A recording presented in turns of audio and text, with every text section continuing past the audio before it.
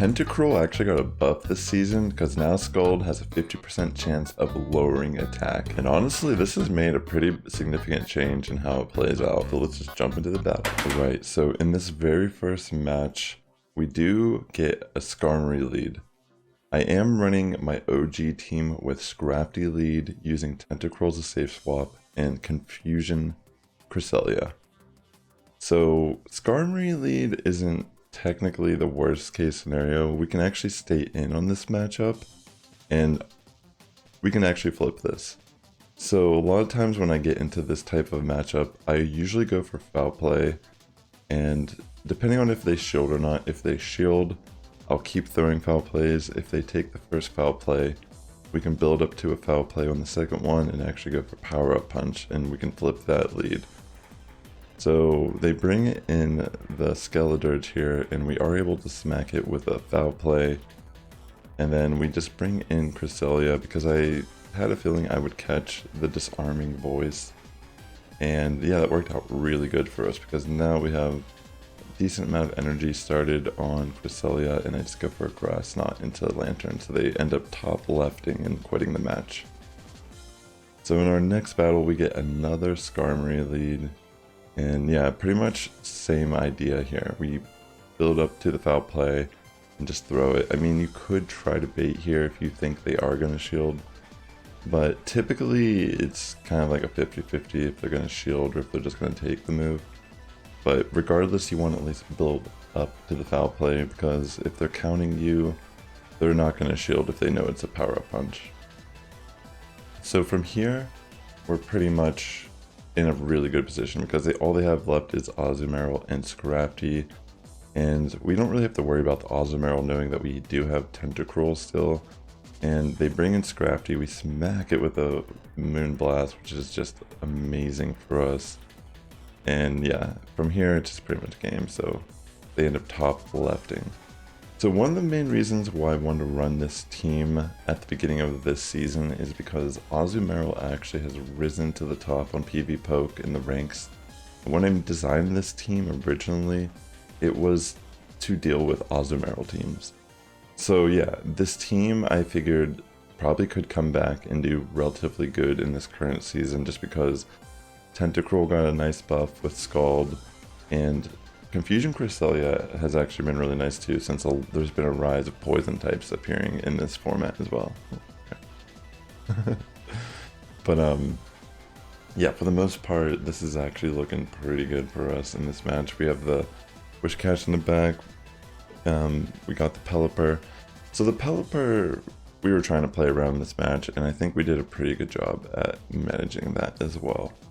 So from here, even if it's Hurricane, we can take it, but I didn't think it was. We got the Umbreon in the back, and that is going to be a GG because we have enough energy on Cresselia to smack it with a Moon Blast. And yeah, from there, it's pretty much game. We have 2 shields, we still have Scrafty. So yeah, really solid start to this set. And I've been meaning to make a video. I've just been so busy with my jobs recently. And yeah, I'm going to try to be a little better at least posting once a week, updating on what I'm running in GBL. But to be honest, I haven't even been playing every day because I've been so busy. But yeah, I've been definitely excited to post the video about this team. If you're new here, this is a team I've showcased pretty much multiple times throughout the seasons because I think it's had some versatility throughout when I originally created it back. I think it was like season 3 when I initially made this team. But yeah, we get an Umbreon here. This is looking really good, and we're just gonna stay in. There's really no reason to overthink this type of matchup. We're gonna get our pups up, keep going, and yeah, from here it's just a matter of playing out the matchup. I'm surprised. I'm assuming, based on the way they play this, that they don't really have an answer for Scrafty. So in comes Azumarill, and this is okay. We can actually safe swap into Cresselia.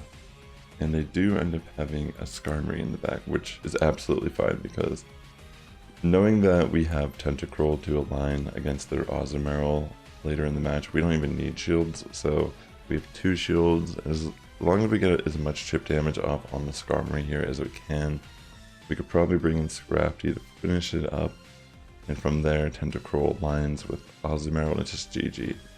And this person's not committing any shields here on their Skarmory, so that works out really good in our favor.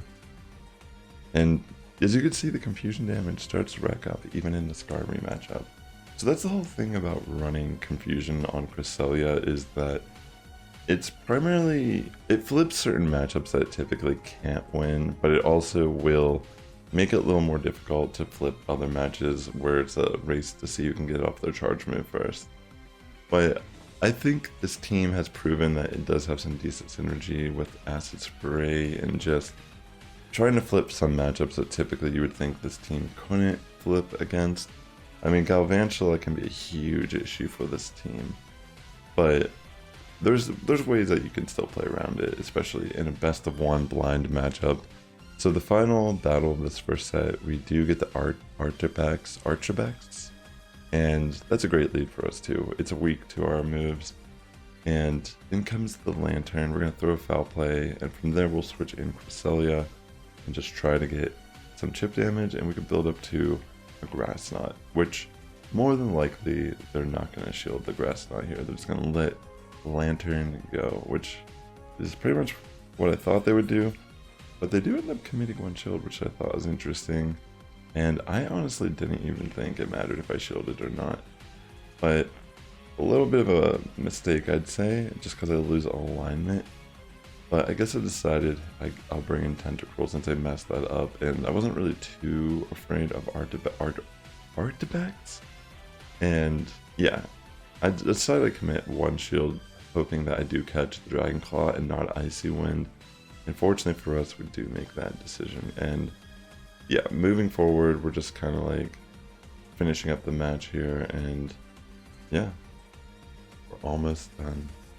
They do end up having the Toxapeck in the back, which I will admit I kind of misplayed this part. I should have thrown an Acid Spray before switching in.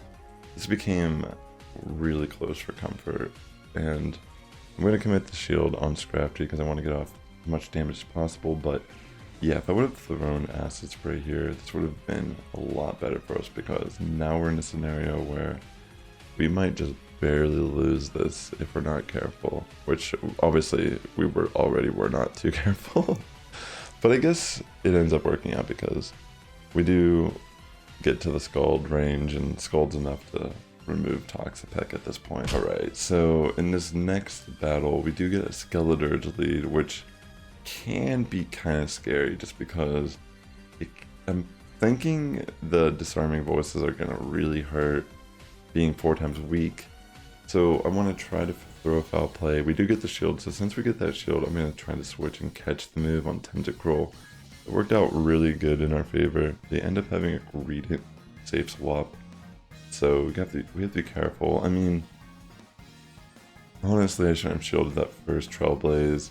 I could have eaten that very first one to the face, but now the second one might be a little more problematic for us, unfortunately. And yeah, from here, we do throw the Scald, and yeah, just kind of like finishing up the battle at this point.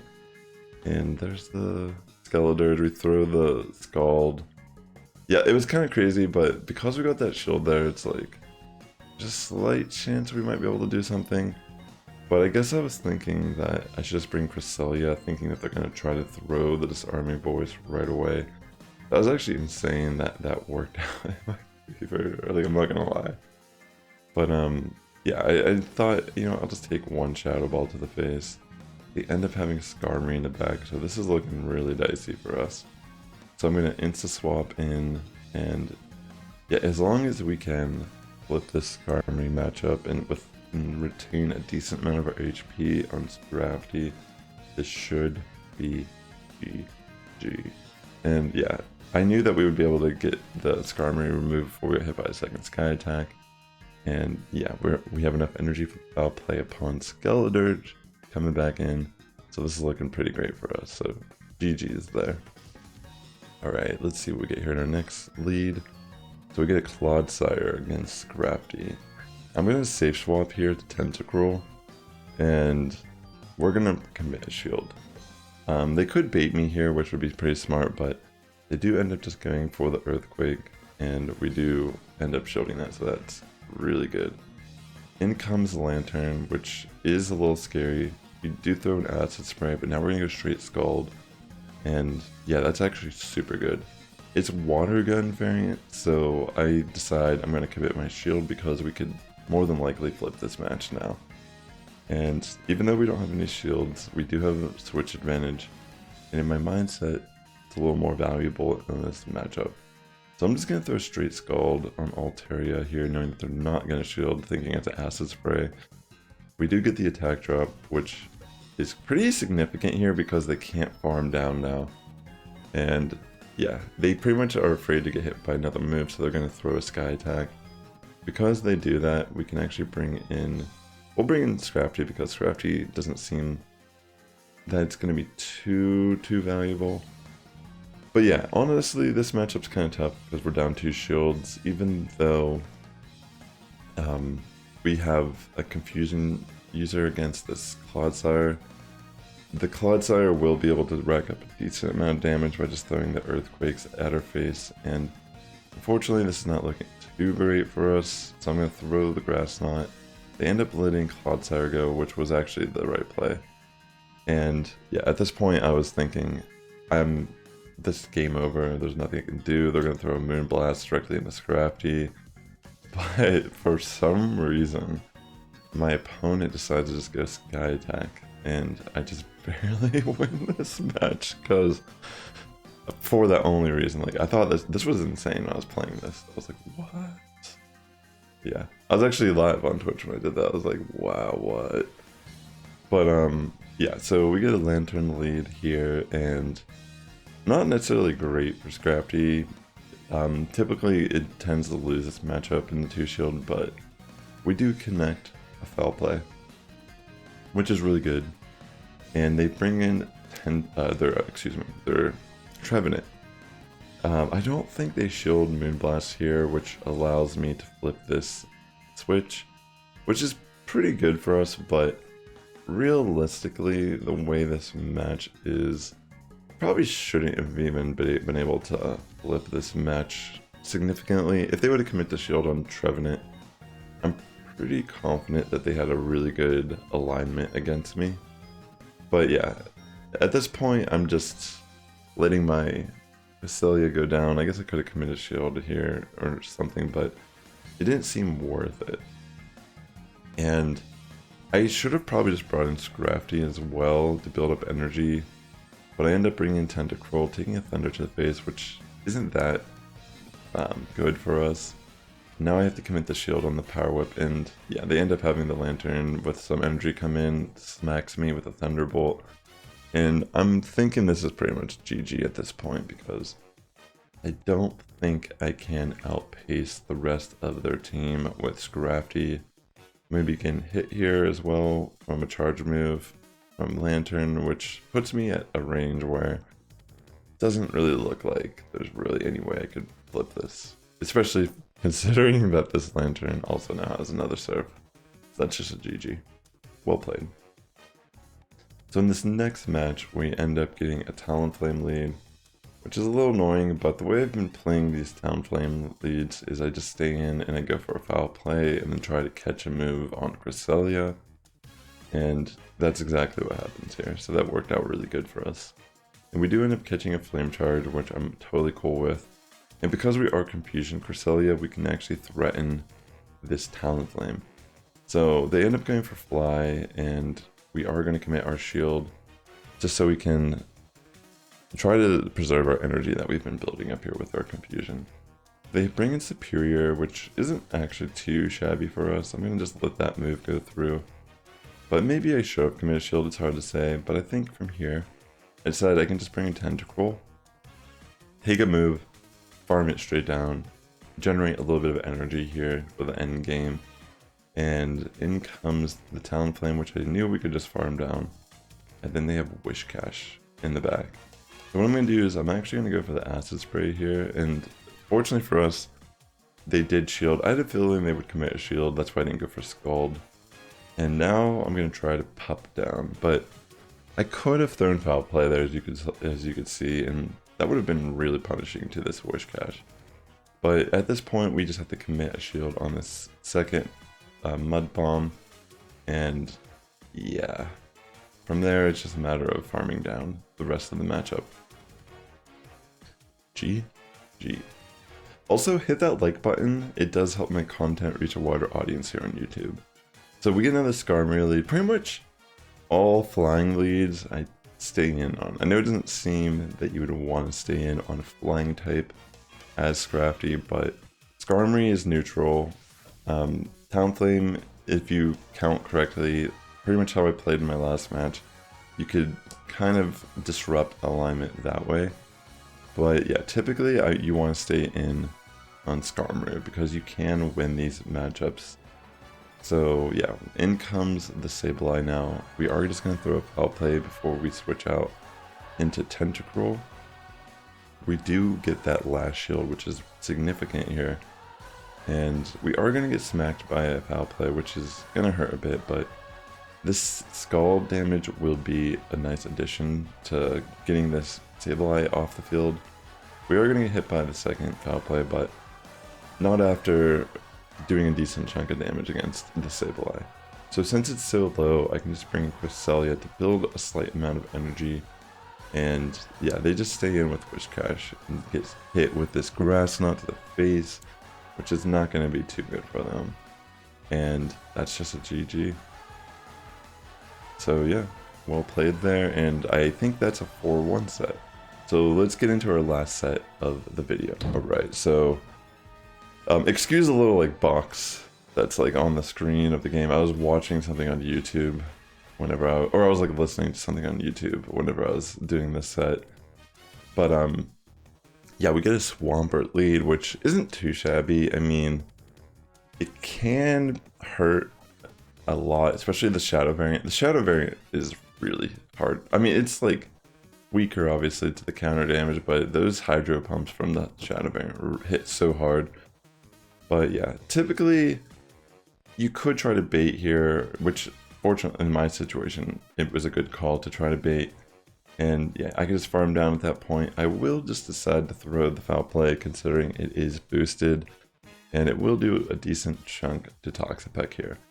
From there, I can just bring in Cresselia, and I think I opt out here to just go for a farm down on the Toxapeck so I can just generate my energy. But then I decided, you know what, I don't really want to take a Sludge Wave, so I'm going to just throw the Grass Knot. And I think that was probably the better decision. That way we can just remove Toxapeck entirely here. Now the only real threat in this matchup is Skarmory, which is a little dicey here, I will admit.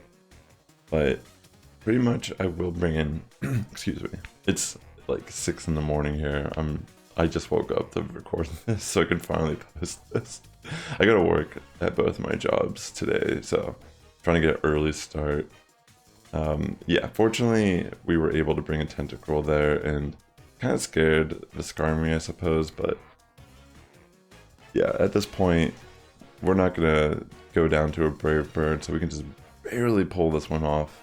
So that was like crazy, honestly, but yeah, just because Tentacruel is so bulky, it's such a versatile pick now.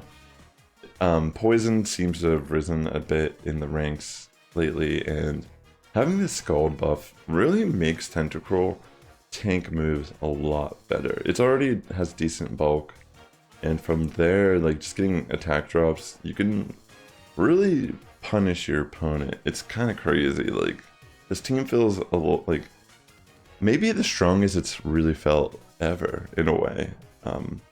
Yeah, I think the Skull buff has really improved the way this team plays out, even against like negative matchups.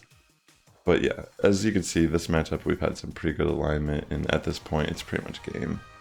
They decided to stay in and try to throw a move to get my shield.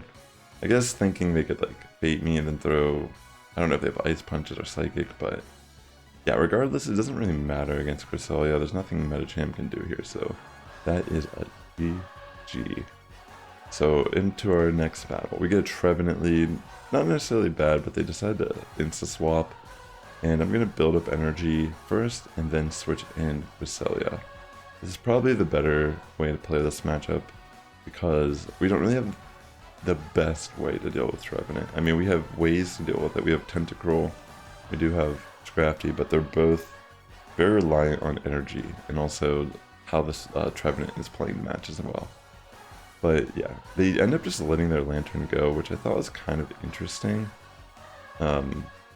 Yeah, I guess they just figured they didn't want to play the shield game there, and I do get a decent amount of chunk of damage off with Cresselia's Grass Knot into Trevenant. Instantly I bring in Scrafty and I go for the foul play. They do commit the shield. I suppose we could have been in a scenario here where I baited, but I decided to insta-swap a Tentacruel knowing that the poison jab damage can rack up here. They do get afraid and switch in their Galarian Stunfisk. I do decide to commit a shield, but I was like, oh, this is definitely going to be a rock slide. But now they have to commit another shield if they want to live this matchup, and I decided, yeah, that's pretty good. We're not going to worry about this. This Earthquake can go through. We do barely live, which is crazy. I decided that I'm going to switch out on Tentacruel, keep the energy, because a second Earthquake into Scrafty is not really going to hurt, and we can just generate energy to get to a foul play. Just have to commit a shield against Trev, go for the foul play, and even though we save that energy on Tentacruel, it doesn't actually matter. But what I didn't want to happen was, I didn't want Trevenant to get more energy, so that's one of the reasons why I didn't throw a Scald with my Tentacruel into the Stunfisk when I could have, because of the attack drops. So in this next match we get a Poliwrath lead. It's not a great matchup for Scrafty, so I insta-swap into Tentacruel. But I think in this matchup, because I know that it's a Poliwrath lead, I opt out in this matchup and I'm going to commit double shields. Also knowing that they're more than likely not going to commit a shield. Oh wait, no, that's right, they don't shield, that's what happens there. Yeah, like I would commit a double shield against Lantern on the switch there just to try to farm down, but yeah, they just end up letting it go thinking I was going to try to bait, I'm thinking. So that worked out really good for us, because now in this matchup, I can actually just bring in Cresselia, and they end up switching Venusaur out, and from here I can just pretty much eat these moves. If I by chance get an attack drop, it would be valuable to switch out into Scrafty here, but at this point I decided I'm just going to switch out into Scrafty because there's really nothing Poliwrath can do here. I didn't want to keep taking damage on Cresselia, and from here I can threaten with a foul play into Venusaur, which forces them to shield, and they decide not to shield, which is just going to be GG at that point. Alright, so in this match, I kind of make the mistake that I wasn't following throughout the whole trend with flyer types, especially it being Pidgeot, being a neutral to fighting. I should have just stayed in with Scrafty here, and you'll see how that ends up biting me in the butt throughout the match. So we do get the Swampert switch, and they make a great call to bait me with a Hydro, and yeah, I think they actually, yeah, like I said, this is really early here. They do end up making the great call, baiting me and then throwing the Earthquake, which puts me behind tremendously. But yeah, I should have stayed in on this matchup for sure with Scrafty and tried to get some damage off on Pidgeot. And also maybe even played the bait game, you know, because they're not necessarily going to want to throw Brave Bird right out the gate against Scrafty, and Scrafty should be able to eat the Feather Dance relatively easily. So because of the nature of the way this match already played out, we now have a Marowak, which is going to be really hard for us to break through because some of our best picks to do so are already out of commission. And yeah, the alignment of this match is just not great. So as you can probably imagine, Cresselia is going to lose here, and I'll bring in Scrafty, I think, to try to get some... I think I even just try to farm it down. Like, that's pretty much like how the situation is playing out. Is that oh no, they bring in Pidgeot right away. I should have baited here also. I mean, there's still maybe like a little bit of wiggle room what I could have done.